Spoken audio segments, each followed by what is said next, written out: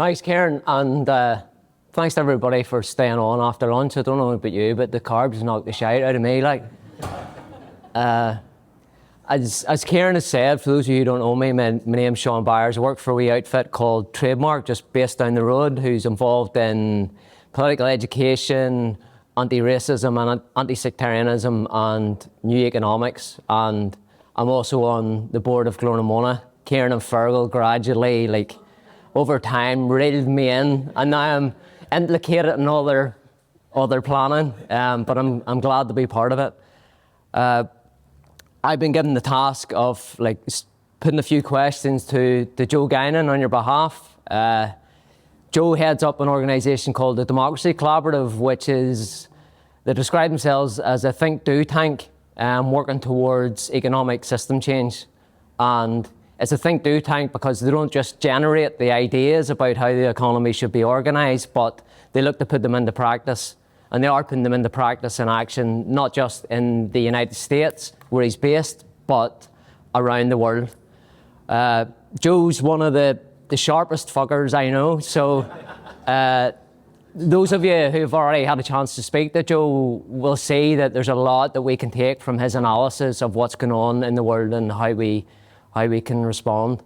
Not only that, Joe's a good friend, a comrade. As you'll hear in a minute, he's one of us. He's been a great source of support for the work that we've been doing here over the years, both with Trademark and more recently with Guinan.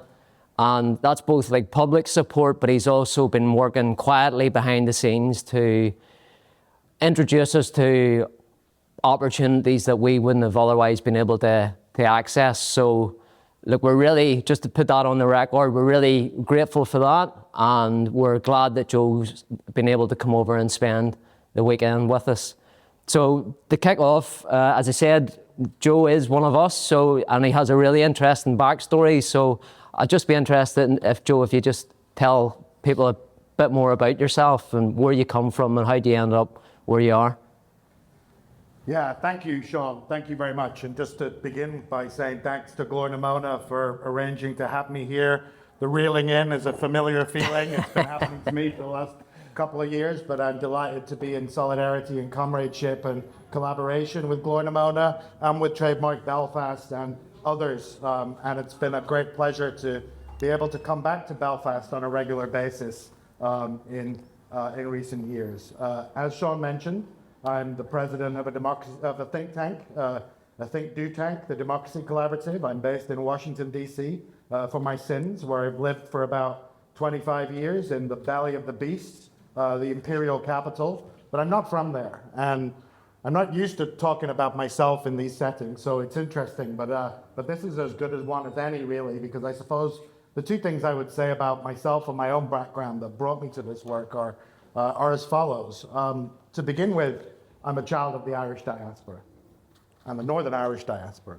My father was born in Warrenpoint, grew up there in poverty. Familiar story from Irish history. Took the route of economic migration, had to find a job, found it actually in the British Armed Forces initially, fought in the Korean War. More about that in a moment. And then married my mother, who's English. And so I come from a blended identity of the sort of Northern English working class and a background here in Ireland in the north, and really a divided identity in many ways. Growing up with what was happening at the time over here, keenly followed and an awareness of that permeated my household. I never felt that the British state was my state. I never felt any part of that. I felt Irish when I was over there in England. But funnily enough, then I would come on family visits to Ireland and see the family and always feel English when I was over here. And so navigating this sort of double exile, I then decided to complicate it by tripling it and going to the United States. So as Carlos the Jackal said, my domain is the world. And we're going to talk a little bit about the world system and what's happening with it today. But it's a great pleasure to be back here, working here, because to me it's a homecoming of sorts. And this brings me to the other part of my background, which is I'm what the Americans call a red diaper baby, which means I grew up in a context of radical left politics and social justice activism for transformational change. That system was not just about the British state that I rejected growing up, but also the capitalist economic system that we've all been living under, and that centered a period of what we'll talk about as fundamental rupture and terminal decline. But to me, my dad had gone off. He'd fought in the Korean War, as he put it, killing communists, came back and joined the party. Was in the Communist Party for a while as a full-time organizer, trade union organizer, ended up in the Labour Party at the time that Tony Benn and the left of the Labour Party were making a bid for state power there. But the important thing for me was the internationalism that brought to the picture, because growing up, ordinary working class household, except for a couple of things. One, books, culture, the Irish background, but also history, economics, politics. And then secondly, the visitors that we had. Just interesting people from all over the world. A lot of Irish Republicans, a lot of trade unionists, but also I remember people coming and visiting from the ANC, from Ethiopia. We even had Soviet diplomats on various occasions. And to me, this gave me a context growing up about not just the British state, but the world system and of capitalism as a system that was not my system. And that my relationship to it was one of antagonism and also hopefully, ultimately, of transformative change in aid of not just the visions that we had, but the visions I was hearing from people all around the world. So it's been a strange route that's then taken me right into the belly of the beast in Washington, D.C., at the heart of empire, but there's advantages to being up close and seeing what's happening and the dynamics that are working there. And as we'll get into a little bit later, I think sometimes you've got to go halfway around the world in order to come back home. And so hopefully that's part of what we're doing with the work that we're starting here. Yeah, lovely. Thanks. So let's just pick up with that. It's just, as you say, you're operating in the belly of the beast, the heart of the empire. How would you characterize what's happening there in the US at the moment? A lot of people would describe it as like an emerging fascist moment of a particular new kind. Others would say that there's a lot more continuities with what's come with the United States in the past, and it's not out of character to engage in these type of anti-democratic and practices and forms of extreme violence. So, like, how would you characterize it? And I suppose, just as importantly, like, how do we get there? How did we get there? What are the roots of this? Yeah, absolutely. I suppose, well, let me first say we're going to do hope and the things that we can do to change things later. But I think in order to have a clear sense of what we're up against, we need to have a real understanding of just how fucked we are. And so this is going to be a little bit the doom part of the conversation, but we'll get through it. Don't worry. I'm going to say it's going to be 80% how fucked we are, and then maybe 20% hope. Yeah. I mean, I'm a student of history, political economy, politics. There's never been a time like this.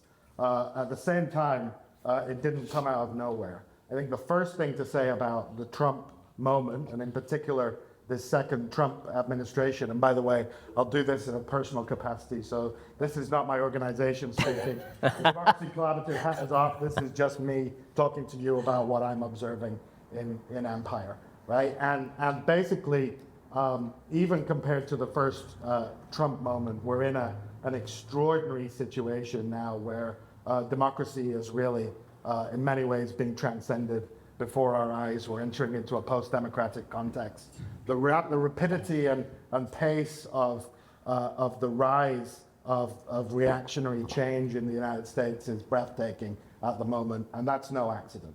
If you actually listen to the theorists, the actors that are the big players, Trump is important in all that, but he also has a role to play that's kind of the front man, a bit of a clown show, often that distracts us from people like Stephen Miller and others in the background, Bannon in certain ways, even though he's not in the White House, he's still in the movement.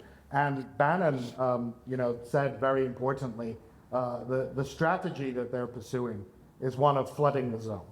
And what he meant by flooding the zone was bam, bam, bam, hit us each day with 3 different things that are happening. throw us into chaos in terms of reactivity, understanding the sheer scale of change across a broad front that's happening all at the same time, and an inability to respond to it all. And in the meantime, in the chaos that is sown, they push their agenda through. So this is a deliberate strategy of flooding the zone, a shock and awe strategy that they have honed while in opposition for 4 years, having come up against some of the problems of transforming the American state from the right that they learned in the first term. There's a terminological debate around whether this is fascism or not, which I think is interesting, but somewhat beside the point. Partly beside the point because not many people focus on this, but in fact, the original variants of fascism, if you look at Mussolini's Italy and Nazi Germany, actually drew inspiration from the United States in terms of how they had organized a system of racial terrorism and repression that had always existed in a quadrant, at least, and at certain points more, of the United States as a whole. And so the roots of fascism itself have drawn upon the peculiar institutions of the United States and the history and organization of the South in particular. And so now what we're seeing, I think, is a feedback loop where what Trump is able to do is draw upon the deep reactionary traditions of the Confederacy and of reactionary racial terror in the United States, blend them with the experience of what is now emerging as a global fascist international, right? The prototype for Trump in many ways was Berlusconi in Italy, but now we see it all around the world, whether it's Modi or Erdogan or Netanyahu, Orban in Hungary. We see now Milei also in Argentina. We saw previously in Brazil, Bolsonaro. There's a model, there's a playbook that they have been developing. And this, I think, goes to this question of where this has all come from. Where this has come from is a deep crisis of the system. And that's where we're in, and that's where I think we need to dwell and understand a little bit in this conversation today, right? We've had 50 years of neoliberal capitalism, and it has reached its limits. It reached its limits really in the 2008 financial crisis, which we heard earlier on in panel discussions being diagnosed as the start of many of the problems, the morbid symptoms that are coming forward in terms of the rise of the far right, but also the material conditions in which most people are living. We live in the wealthiest societies in the history of the world, and yet the experience of most people, even in the global north now, is not one of wealth.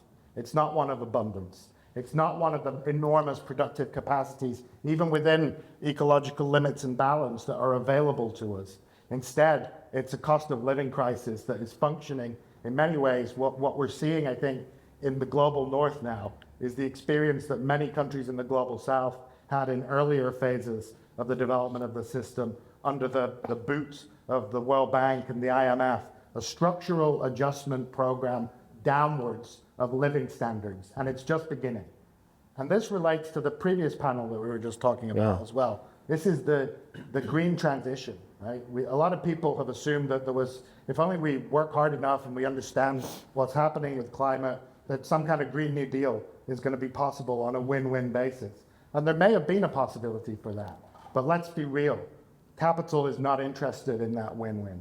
And what we're seeing is the beginning of a green transition that is a green capitalist transition that has a number of complicated features. One is it won't actually do the decarbonization that is needed to avert the impacts of climate change on the system. So we're going to see rising prices, rising real costs, shocks from weather effects, shocks from the consequences of changing weather and patterns in terms of desertification, in terms of war and conflict over water and other natural resources, and how these play out in migration flows and the feedback loops that come from them. So there's inbuilt costs to where we are already in terms of climate change, and those costs are going to be put on us, right? They're not going to be borne by capital, and their formula for it is get the state to de-risk any investments that we make on the green transition. We will take any profitability that's available from that. We will shed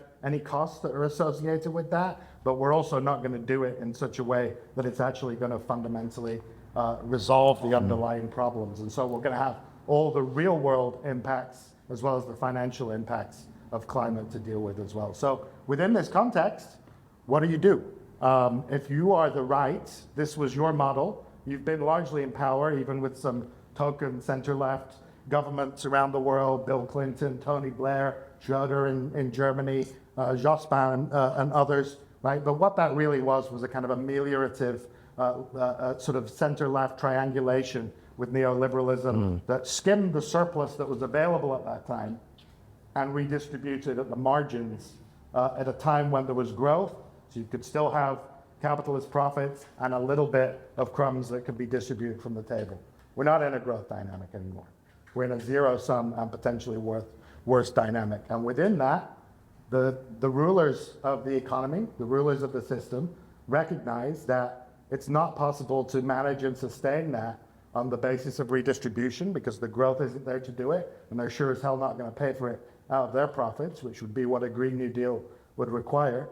So instead, what you've got to do is attack democracy itself, start to undermine the capacity of people to react and respond as this structural adjustment program of downward adjustment of living standards for people is imposed. We're told that it's the shocks of energy systems or it's Putin and Ukraine.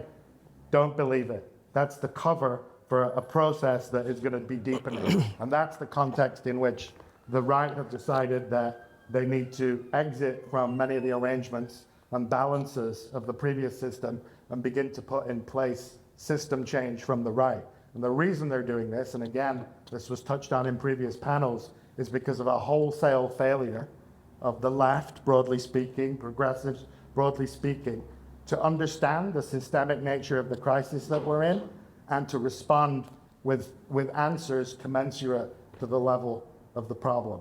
There's another story about other aspects of the left that we'll get to, but we'll save that for hope. We're still in doom at the moment. Yeah, we're gonna zoom out in a wee minute, but you said something that you're sort of describing what sounds like the program or the agenda that's at the heart of the Trump administration in the US, but in other countries as well. So is that the program, just to like absolutely strip us bare, backed up by extreme repression? You know, the Keynesian, we're talking about it the other day, and you're saying like just the Keynesian compromise is gone. The Keynesianism is gone. There is no need for that anymore. Is that what the program is? So this is where periodization matters, right? So there was a period in the post-war era when we did have growth, and it was possible to accommodate rising living standards for the population as a whole and to maintain some degree of profitability. That system ran into crisis in the 70s. Neoliberalism was the response to try and reanimate their core dynamics and restore profitability, installing financialization, financial extraction, a lot of the consequences of which we've heard about on other panels. This is absolutely the program now where basically there's a head-on conflict between capitalism and democracy, and their choice is to abolish democracy. Right? And that we don't have to accept that answer, but that's the terrain on which we're working. If you dig deeper into the ideology behind a lot of the people that are very influential in the White House these days, Stevie mentioned the tech barons that were stood there in the first row of the inauguration for Trump's second term, right? There's an emerging ideology of sort of transhumanism, and I think actually speaks to a lot of the things, the horrors that we're seeing at the moment. There's a notion that's been bandied about at the World Economic Forum for the last few years of surplus populations. Yeah.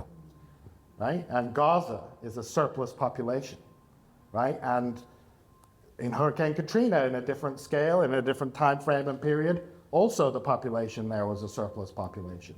This relates to what you're asking about in terms of Keynesianism, right? Keynesianism we fought to a kind of class compromise and balance, temporary balance for a while that did allow for growth, increase in living standards, social provision, etc. And also a recognition that capitalist profits depended on disposable income in the population as a whole. So not just the worker as producer, but also as consumer, right? In the United States at the moment, that system is being abolished. 50%, right, of of all fucking disposable income expenditure in the United States is by the top 10% now.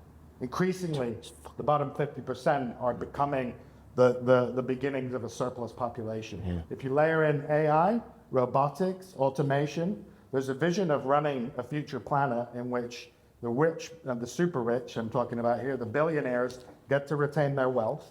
They don't need workers in the same sense because a lot of it begins to be replaced by AI. We won't be able to do that universally across the board, but they're looking at the applications as widely as possible.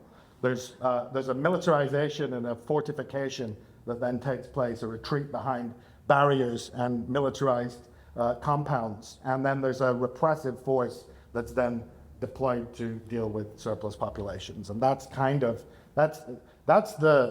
logical endpoint of the playbook. They don't quite say this openly. You see that the actual playbook is the sort of Project 2025 stuff that is the immediate agenda for what to do with the federal government. But behind that, and the people that have been funding that, you get to this vision that actually sees most of the world population as not necessary. And they're actually required to adopt that position because if you look at the implications of climate change and you look at what's going to happen around the world in terms of impacts, right? There's the sheer scale of disruption, of death, of desertification, of the collapse of systems, etc., requires you not to care about all that. Otherwise, you have to intervene in a way that would actually require changing the central dynamics of capitalism. And that they do not want to do. Mm-hmm. And although some of them are saying it out loud, they like that lunatic from Palantir, Peter Thiel, he will say it out loud. They are willing and able to eradicate whole populations to protect the wealth and the power of the 1%. So some of them are already saying it out loud and putting it into action. As you say, like Gaza is the prime example. You talked there about the sort of collapse in international order. I just want to put what's happening in the US in its global context for a minute, right? Because Trump has obviously presided over like a real radicalization of US imperial policy. With the kidnap of Maduro, the intervention in Venezuela, Cuba, like tightening the blockade on Cuba, making a move on Greenland, and now interference in Iran. And it looks very likely that Iran will be attacked by the US in probably the next 24 hours unless something magical was to happen to prevent that.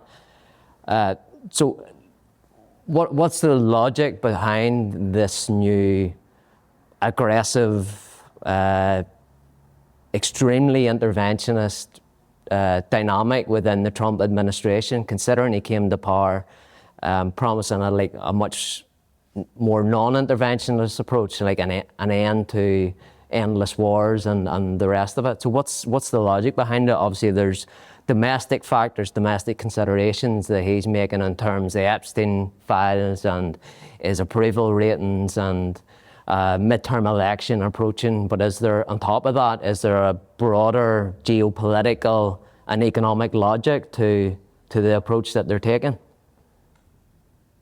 So the way that I would start to answer that might seem a little counterintuitive, but I think what we're seeing actually is the projection of the weakness of American power. Now, let me explain what I mean by that, right? So and this also relates to Trump as symptom rather than cause, right? So you were talking about the promises that Trump made on the campaign trail, and he did run as an insurgent both times, right? Against essentially centrist neoliberal status quo policies. And part of the critique that he mounted was of trade and finance and the hollowing out of the American middle class, and part of it was the global role that the United States is playing in terms of endless war and all the costs of that. And we don't have PowerPoint, but if we did, I would put up a slide that we've got on a category that the Bureau of Labor Statistics calls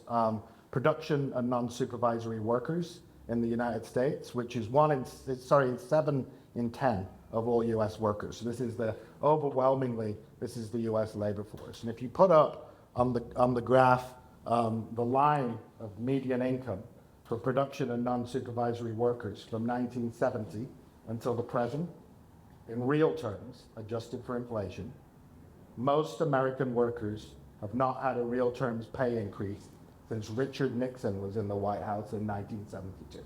Jesus. You cannot run a system, certainly not a system as rich and powerful as the United States, with that kind of stagnation, without getting some of the consequences that we're seeing at the moment. And so Trump has been a response to this, because the unwillingness of the Democrats to actually look at the depth of the crisis that people have been facing, and their unwillingness to propose genuine economic alternatives that are commensurate with the scale of the challenge there, left this opening that the right has moved into.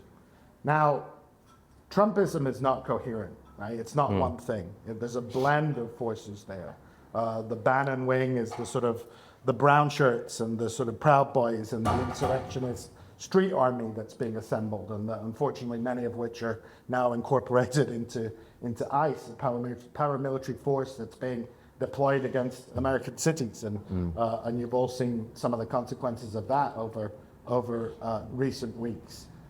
Trump promised to disentangle from endless war, but he is not able to do that because fascism, as we know, whether this is fascism or a variant thereof, etc., isn't important. Basically, the radical right attempt to resolve the contradictions of the system is not actually going to produce real results. If you think about that trend, what that would require is fundamental economic restructuring, and we're going to get into that a little bit later. But in the absence of that, with the campaign promises and getting elected, and what they're doing at the moment, which, let's be honest, this is the looting and pillaging stage of late American capitalism.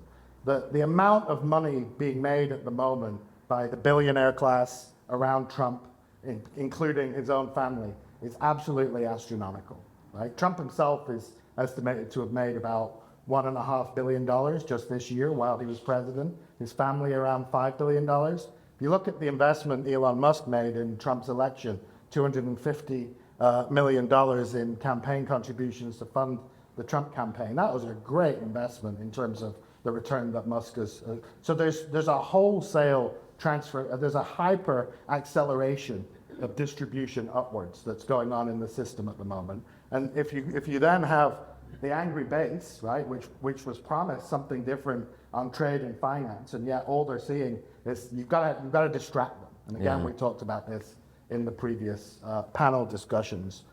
There's basically an imperative for Trump to go overseas the way that fascists always do, and use war and conflict as a way to distract from his inability to resolve internal contradictions. I have a couple of follow-up questions. So first, is there any, have you seen any, you talk about the different wings or the different camps that exist within the Trump coalition. Have you seen any pushback, significant pushback from the more isolationist, America First part of that coalition represented by Vance? Or is it just that is Vance too weak? Is his coalition or his camp too weak? Or is it just that they're getting what they want out of this?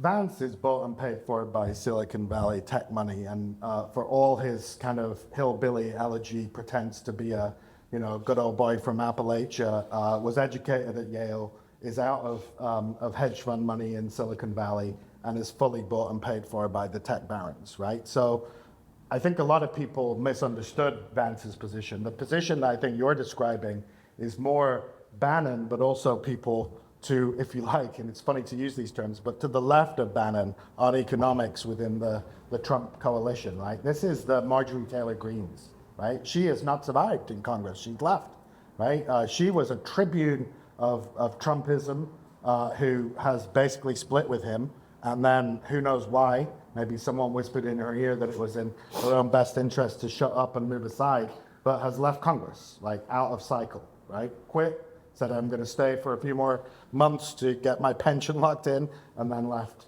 in January. There's also people like Tucker Carlson and others who are still sort of still paying attention to this sort of this popular movement that is disaffected, and many of whom, may have been willing to vote in other directions. Bernie Sanders and the opportunities around there. This is not the political system is being shaken up. Weird things are happening. There's an absence of real solutions being offered from the left, and so some of the natural base for a populist, sort of small d democratic movement is actually looking, or did look, to Trumpism. I think that is on the wane now, but they also don't need to keep that locked in if you can abolish democracy. My prediction, I don't make a lot of predictions, but I think we're not going to see a midterm election in the United States in November in the way that we have had midterm elections before. Either there will be a pretext and an ability to cancel that election because of external emergencies, or it will be far from free and fair. And I don't know if you follow the ins and outs of the ICE activity, but there was actually an offer to withdraw ICE from Minnesota in exchange for voter information that the state holds. So it's barefaced, right? So this is where that wing, I think, has been outmaneuvered, and essentially Trump is now, with his class again in terms of, now there's some stuff around tariffs, and would this really be the economic policy that a lot of them would have chosen? I think there's a devil's bargain that has been made by big capital, which is we might not really prefer all of this stuff in terms of the overt fascism and repression. We might not, we might prefer to hang on to democracy in formal terms, even if we hollow it out really. But basically, we're making so much money that we'll cut a deal, and Trump can do some of those things to maintain power and control over the system. And even if we wouldn't have chosen to do them, we'll accept them because it's in our economic interest to do so. Okay, great answer. And the second question that I wanted to ask as a follow-up that was,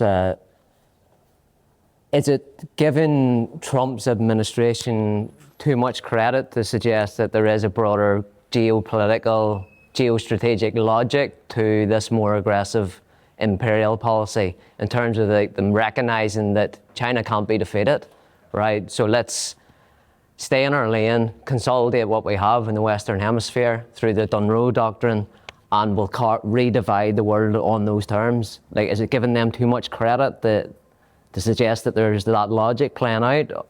No, I think that's exactly what's playing out. And I think that there's this paradox, right, which I mentioned earlier, of what we're seeing is a more aggressive American posture out of weakness. And the weakness is a geopolitical and a geoeconomic weakness.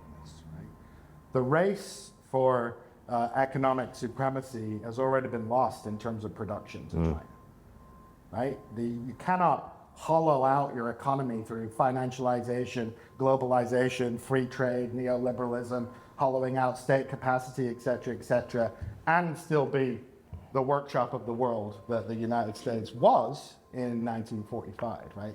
The peak of American power was 1945, right? We've been in steady decline of that with, and it's not linear, right? There was the fall of the Soviet Union and the Berlin Wall and that moment of unipolarity and the so-called end of history. Well, history's back, it seems, but basically American power has been in steady decline. And they've had to make corrections, major corrections, right? A big one was exiting the Bretton Woods regime in the 70s when Richard Nixon unilaterally took the US off the gold standard. And John Connolly, who was the Treasury Secretary at the time, said very blatantly and bluntly, said, financing the US's external deficit is now the world's problem. And what he meant by that was previously, if you were a trading partner of the United States and you ran a dollar surplus, you could go to the United States Treasury and Federal Reserve and you could exchange your dollars for gold. And in fact, there were in the 70s regular shipments back to Germany and others of gold. Nixon terminated that, right? Which meant that there was a forced position of holding dollars, right? And also, this was the flip that the United States made. All empires are extractive. right? But the US is the first empire that is a debtor empire, right? That forces other countries to hold dollars basically and to run surpluses. That then the United States pressures them into recycling those surpluses through US treasuries or through investment in other US financial instruments or direct investment into the United States itself. And this is what has allowed them to continue to finance global empire. But the moment that we're in, as things are beginning to shift, is a realization by US elites that they're not going to win the production race against China. There's also the beginnings of multipolarity that's opening up, where you see the Chinese are now offering a payment system where you can use yuan or your own domestic currency in order to conduct your trade and clear your balances with other countries. That begins the process of de-dollarization, right? Being the reserve currency has allowed the United States what was called an exorbitant privilege. That is what's being threatened. That was threatened by Venezuela. We've just seen what's happened in Venezuela. They're not going to be able to do what they did to Venezuela in China, but they may be able to try and do it in Iran and a few other places that they've got their eye on as part of this. And what you then see, I think, is a shift from global aspirations of global dominance to regional strategies. And that's why the Greenland stuff is not just this crazy clown show, right? You've got to take it in the context of trying to bully and dominate Canada. The talk about the Panama Canal that we had, I guess, January seems a long time ago at this point, but it was pretty recently, but there was, the talk about taking back the Panama Canal. They did seize control over Venezuelan oil production, which is now again going to be denominated in US dollars, and they've done that using a choke point. Again though, notice, right, this is not the US in Vietnam going in with a full-scale military invasion and fighting an enormous war at great cost in blood and treasure. The political system behind Trump, people won't allow that, right? So what he has to do is come up with these new agile interventions and identify these choke points in the global economy that can be used to try and discipline people in a system in which people are starting to move into blocks elsewhere. Now, you can see the block emerging around the BRICS and China and the relationship there with the global south. There's a whole bunch of people caught in the middle around the Middle East in particular. Yeah. One place that's going to be in a particularly, we're still in doom, I'm afraid, that's going to be a particularly difficult spot to occupy is Europe. Yeah. Europe does not have the same strategic importance to Trump, who's got a Western hemispheric strategy of control the Western hemisphere, control the trade routes, control the natural resources, retreat there, maybe force some client states elsewhere to trade with you on terms that are entirely to the benefit of the United States, try to prevent them from establishing relationships with other regional blocs like the Chinese and the BRICS and so on. But the problem is the more the US squeezes on these choke points, the more countries realize, as the US has gone a little crazy in their terms, the more exposed you are to this sort of rogue hegemon, and the more that you then start to look in other directions and multipolarity plays out. Yeah, and I was hoping to come on to that, to zoom in a wee bit to Europe, because obviously, with the exception of maybe Spain and Belgium and parts, I wouldn't even put the Irish state in this category. The entire European establishment has fallen in behind the US over the past number of years in relation to the broader imperial strategy. So whether it's in prolonging the war in Ukraine to the last Ukrainian, backing the US on Venezuela, supporting and enabling the genocide in Gaza, those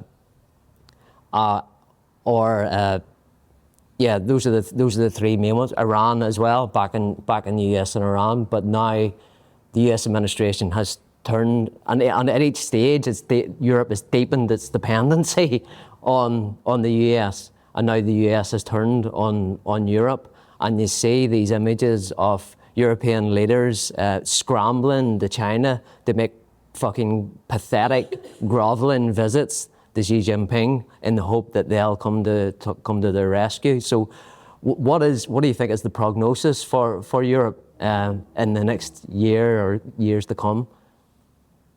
I mean, we are cursed in Europe with the most short-sighted, craven, unimaginative, and pathetic vassal class of political leaders that there's ever been in our history. And I include the 1930s, right, and appeasement then, because at least people like Neville Chamberlain were able to say that they had lived through the Great War, that they were going out of their way in order to avoid that and to preserve the British Empire and so on.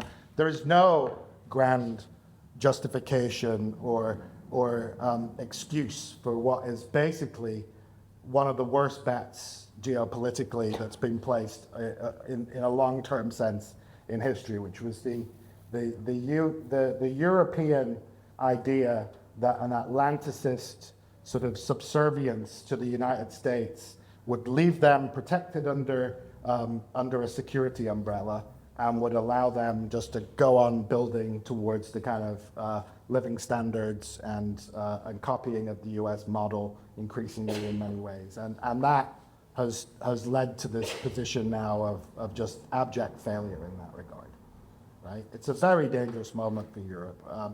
While the US doesn't have economic supremacy anymore, and in fact the US economy is smaller than the EU now as a whole, what the US still does have is this enormous overhang of military supremacy.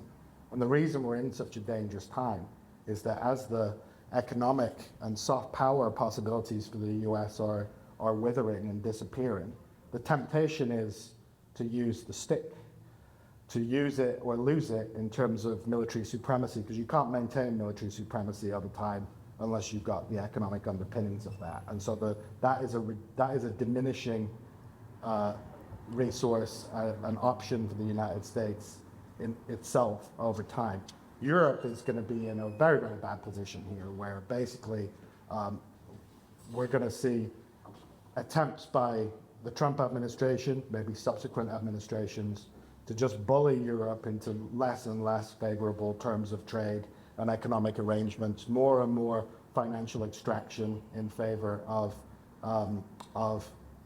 U.S. corporations, and prohibitions on dealing with others, while there's probably an increasing withdrawal of the security umbrella, which could fall over the Western Hemisphere rather than including Europe.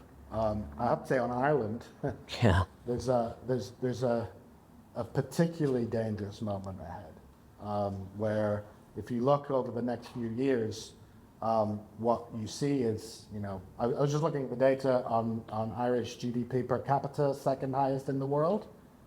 Give me a break, right? A lot of that is fictitious capital. That is the taking of profits by big US corporations headquartered in the South, taking of their European profits in a low tax regime that then allows some benefits to a certain segment of the Irish population, also has other effects, wealth effects, in terms of the rising cost of land, the rising cost of housing, unaffordability, etc.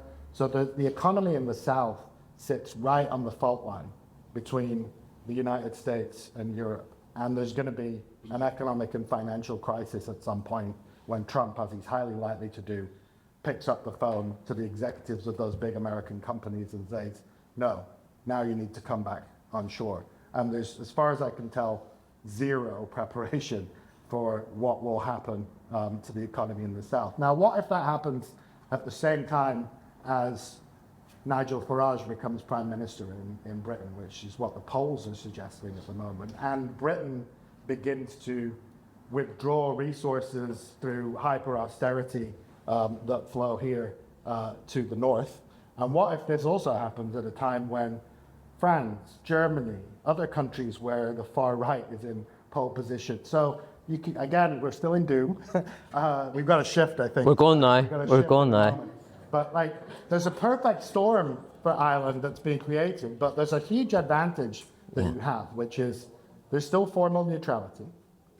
You're small enough that maybe you're not going to be seen as an important piece on the, pawn on the game that's being played in this new scramble, this new great game of power politics and rival blocs.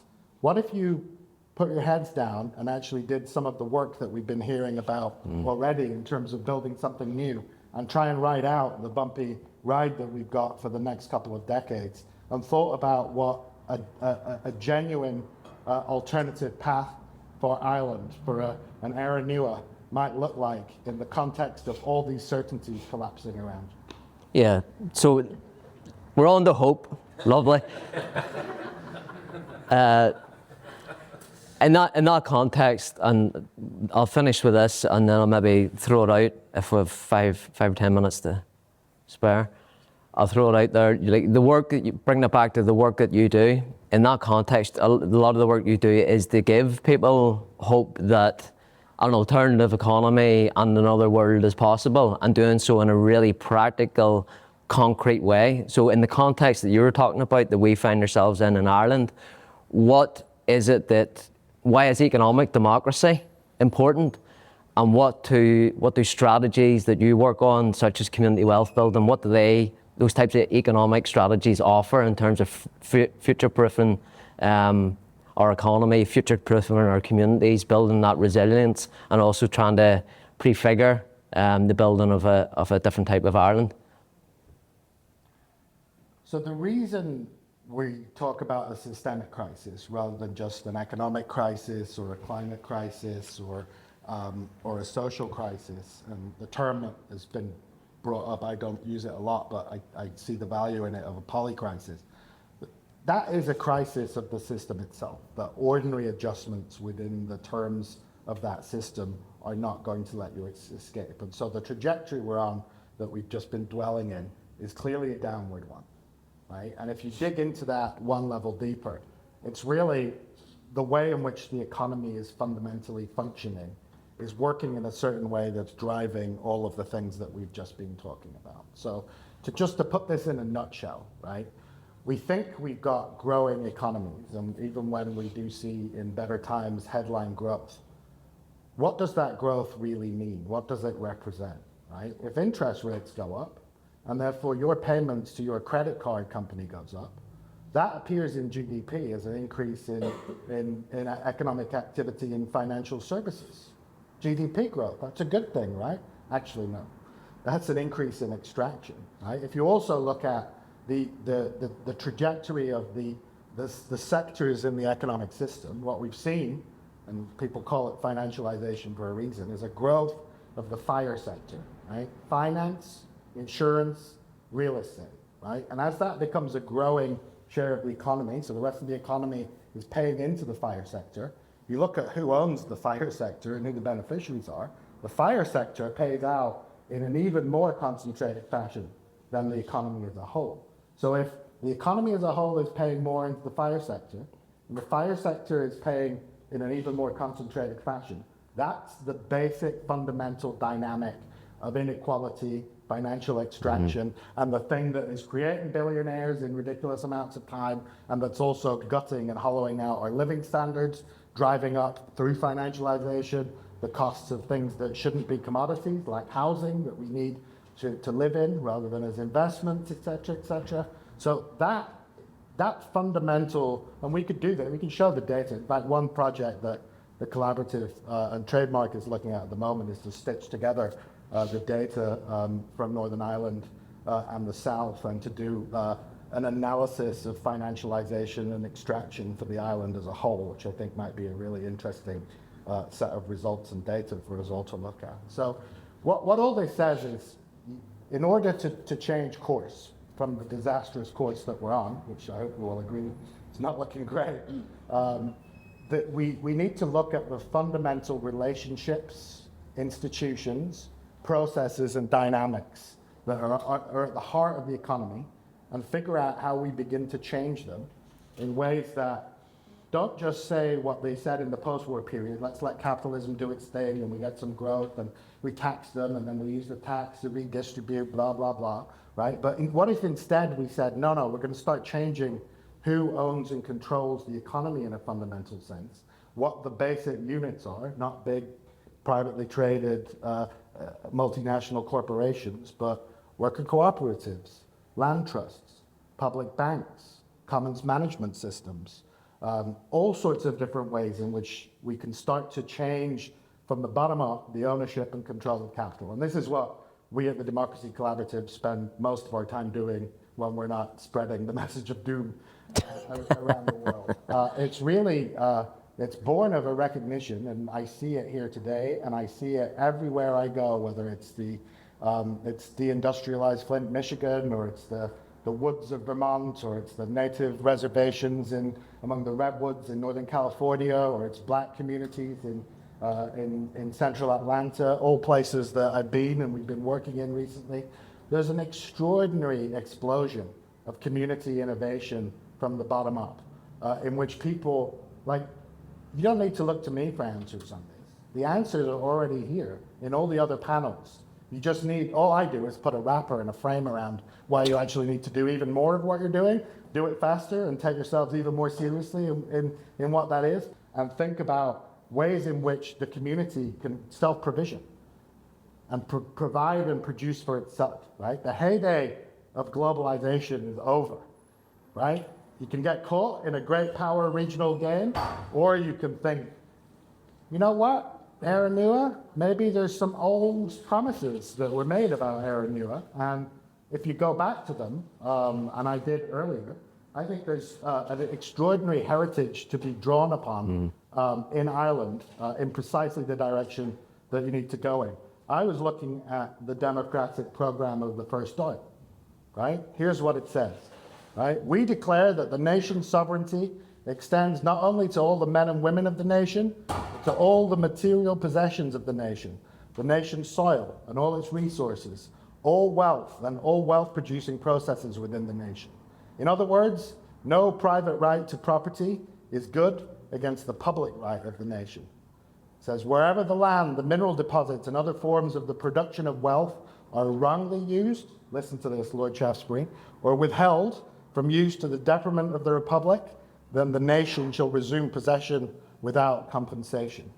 Right? Lastly, I'll say from it, it shall be the purpose of the government to encourage the organization of people into trade unions and cooperative societies, with a view to the control and administration of the industries by the workers engaged in the industries. It shall also devolve upon the national government to seek the cooperation of the governments of other nations in determining a standard of social and industrial legislation with a view to general improvement in the conditions under which the working classes live and labor. Finally, the Republic will aim at the elimination of the class in society which lives upon the wealth produced by the workers of the nation, but gives no useful service in return, and in the process of accomplishment will bring freedom to all who have hitherto been caught in the toils of economic servitude. And that class, by the way, is also the class that is producing fascism, and is the class that's producing the plutocratic economy that's driving the cost of living crisis, that's driving the climate crisis. Their consumption is unsustainable. We cannot afford them. We have to get rid of them and incorporate them into that old promise of Era Nua. We were told we needed a workers' republic. A workers' republic we must have, and it's probably also a community republic based on the new models of ownership that you all are engaged upon in building, and that we at the Democracy Collaborative have as our central mission for how we go about from the bottom up, starting on Monday morning, not getting trapped in the blockages at the national or international level, but hard yards, slow boring through hard boards of building a new economy from the bottom up. And the reason I come back, they think they're reeling me in at Guinan. I'm back here because this is some of the most exciting and promising terrain. And I say this not just because of my own personal background, but having looked around. I think there's something special that you can do here, and it's part of building the next system that comes beyond this failing capitalist system. Yeah.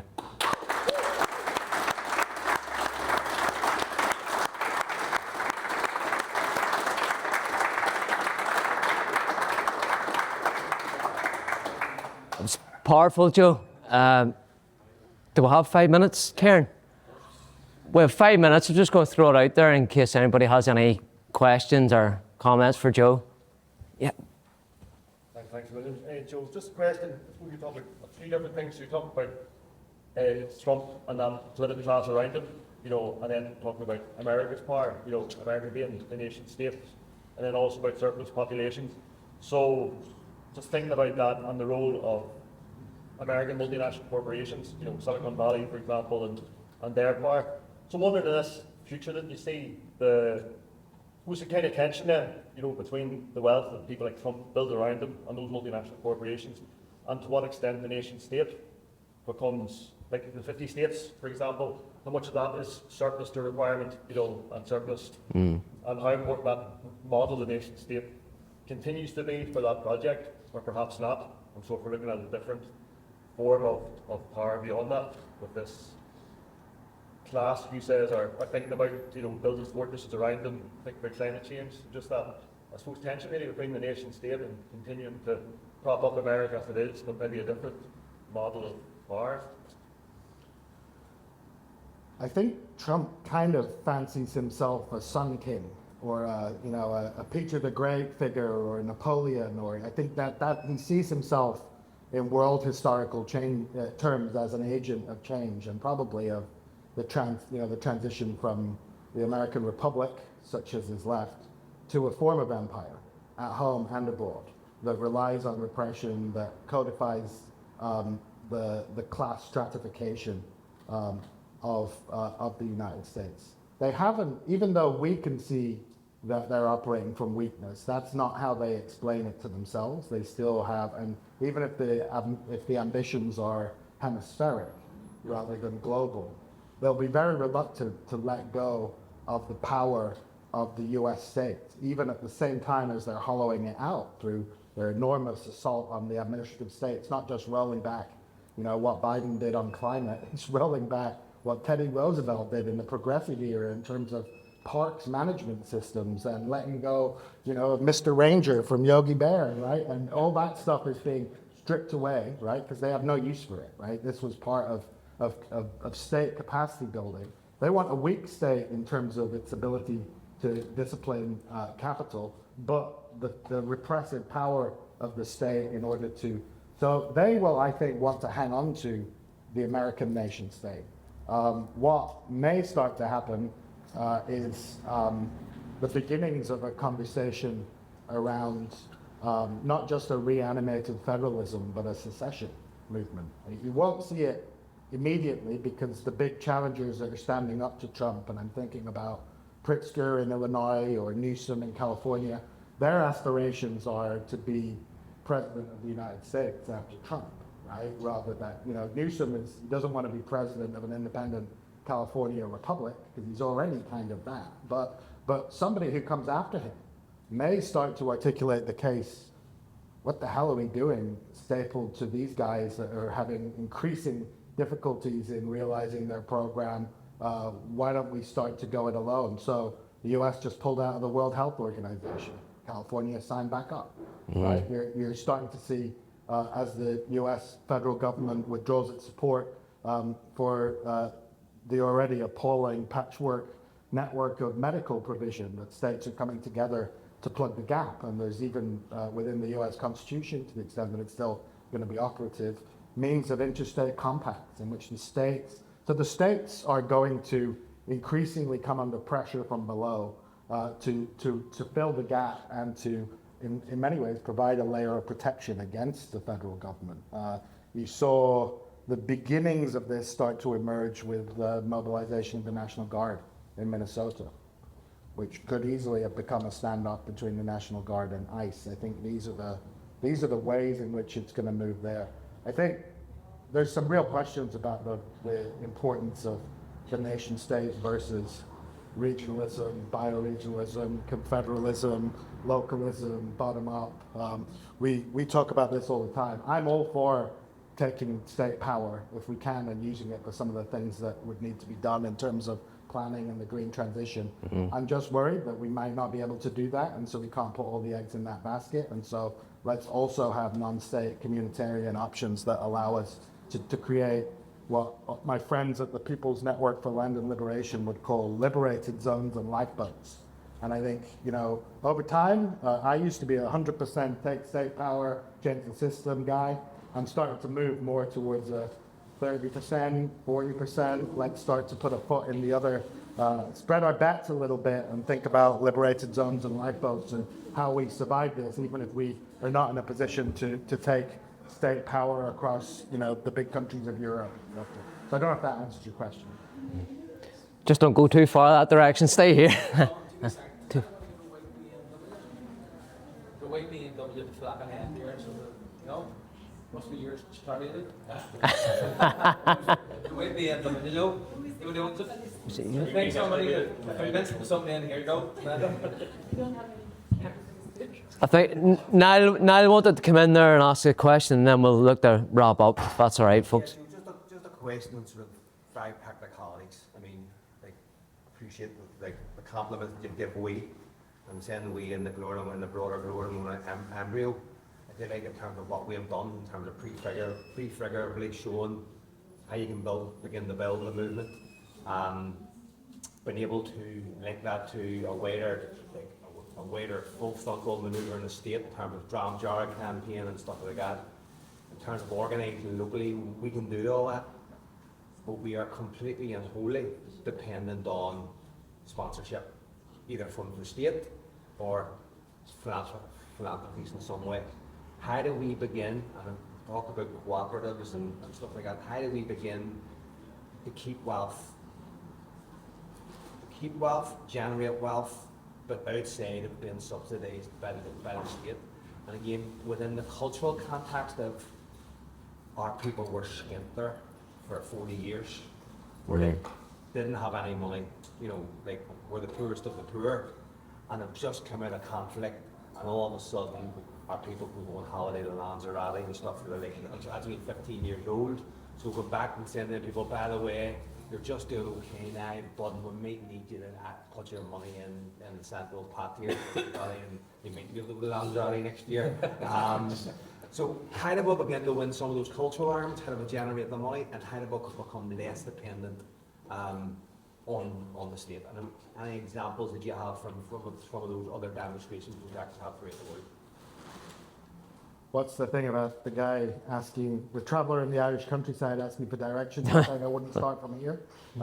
It's a wicked problem, right? It really is a wicked problem. I've also been learning on my visits here about the sort of historical circumstances of when peace came about, and in some ways the unfortunate timing that coincided with high neoliberalism and only one version of what running an economy looked like, and how that engaged, certain politicians in demobilization of movements and so on. But all that's a big conversation in the background to this. I think a couple of things I would say. First of all, money doesn't grow on rich people, right? Money comes from the production and the wealth of economic activity, right? And you don't need external investment to come and save you.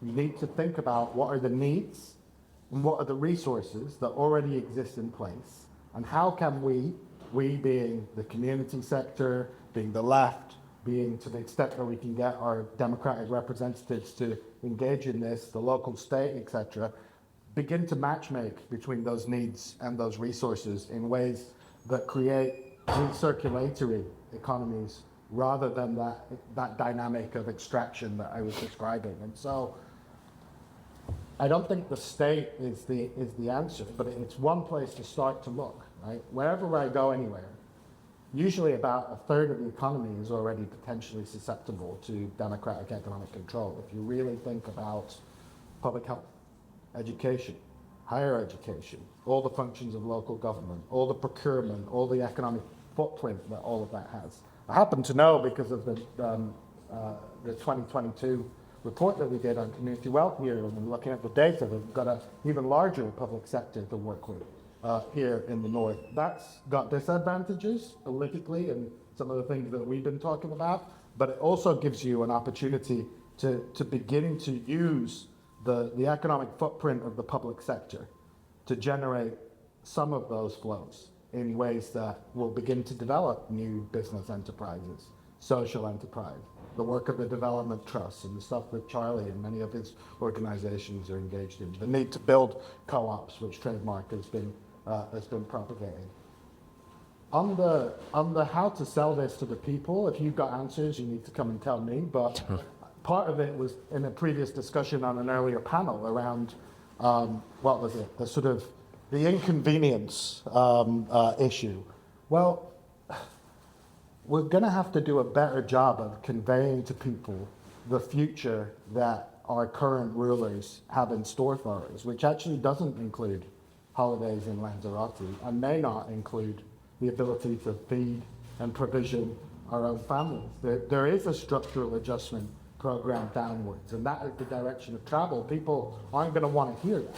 But we have to develop ways in which we can have people see and understand that that's not just us, the left, or whomever, projecting onto them arguments that we want to make because we'd like to see those outcomes. It's a concrete analysis of a concrete situation that people are facing, right? And as we do the work of these conversations, more and more of them, getting people to understand that the more that public money and all money, in fact, in the North can be spent in local communities with democratic businesses, ideally, whether that's co-ops or other forms, plural forms, lots of great forms now in all the places that we go to, all the work that we do,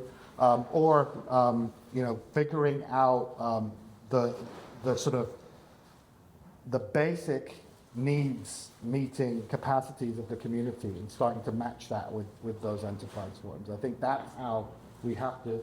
It's not easy, right? And I wish there was some other way, but I think there's no way but beginning to take ownership and control with what you've already got. What I will say is we've done community wealth building work in some of the poorest communities in the Western Hemisphere. We've gone into Native American reservations where, spending analysis showed that they were utterly dependent on federal welfare payments, and that the welfare dollar went in and spent less than 24 hours on the reservation before it left, right? But they've got indigenous knowledge about food production.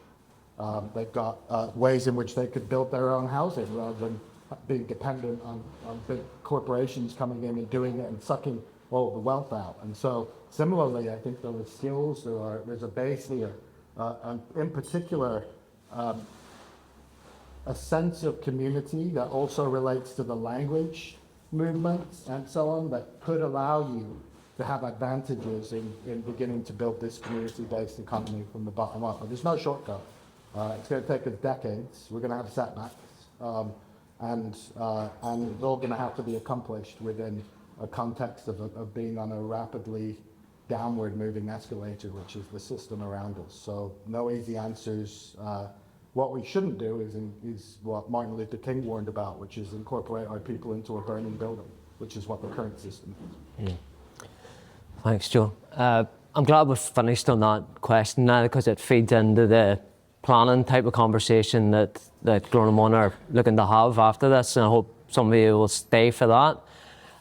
Joe will be around for the next day or a couple of days or so, so there'll be time to have a pint with him and have further conversations with him if you're interested. But until then, could I just ask you to thank Joe for his contribution and his time?